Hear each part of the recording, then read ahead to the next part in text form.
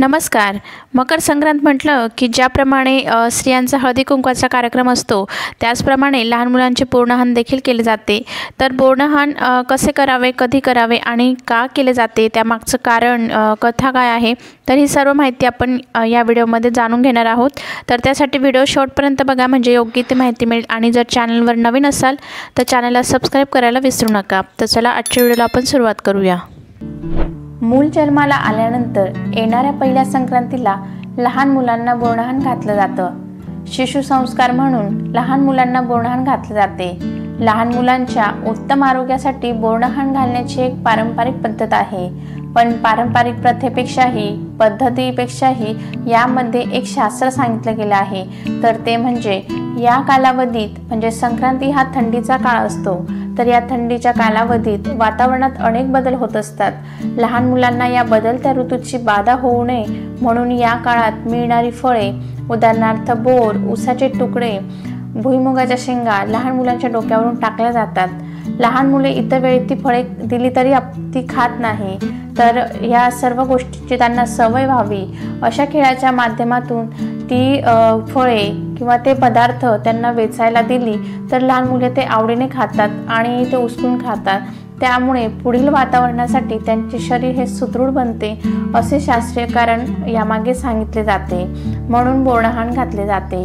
बोरनहाण करताना लहान मुलांना हलव्याचे दागिने घालून नटवतात. पाटावर बसवून त्यांचे औक्षण केले जाते व बोर, ऊस, हरभरे, मुरमुरे, बत्तासे, हलवा, तिळाच्या रेवड्या, बिस्किट, गोळ्या असे सर्व पदार्थ एकत्र करून बाळाच्या डोक्यावरून ते टाकले जाते. त्याच्याने बाळाला आंघोळ केली जाते.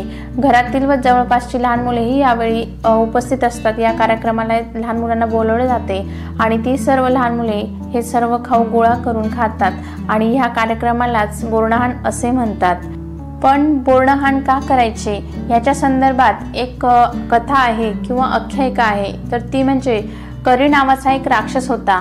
त्या करी राक्षसांची वाईट दृष्टी आणि वाईट विचार मुलांवर पडू नये त्यासाठी सर्वात आधी बोरनहाण हे कृष्णावर केले गेले होते. त्यानंतर ही प्रथा पडली आणि तेव्हापासून लहान मुलांचे बोरनहाण केले जाते. लहान मुलं कृष्णाचे स्वरूपच आहे आणि त्यांचा वर करी राक्षसांचे वाईट विचार आणि दृष्टी पडू नये असे मानून लहान मुलांवर बोरनहाण केले जाते. बोरनहाण हा एक शिशुसंस्कार आहे. आईच्या गर्भातून बाहेर आल्यावर या सृष्टीची ऋतुमानाशी जुळवून घेत साजरा केला जाणारा हा एक कौतुकाचा सोहळा आहे. यात संस्कारांबरोबर शिशूच्या आरोग्यासाठी उपयुक्त आणि आवडीच्या गोष्टींचा समावेश केला जातो. अगदीच तान्ह्या बाळाला या गोष्टी अनुभवणे अशक्य आहे. म्हणून 5 वर्षांपर्यंत मुलांचे बोरनहाण केले जाते. म्हणजेच तान्ह्या बाळापासून ते किंवा 1 वर्षाच्या वयोगटापासून ते 5 वर्षापर्यंत मुलांचे बोरनहाण केले जाते.